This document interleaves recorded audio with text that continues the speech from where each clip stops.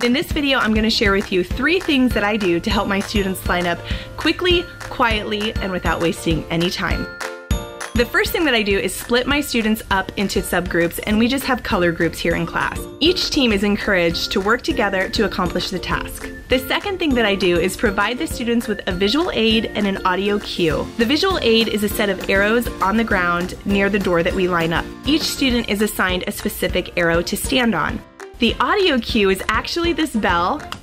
When I click this bell, a bell goes off that is plugged into the wall. I might say something like, "Pink team, when you hear the bell, please line up quickly and quietly on your arrow."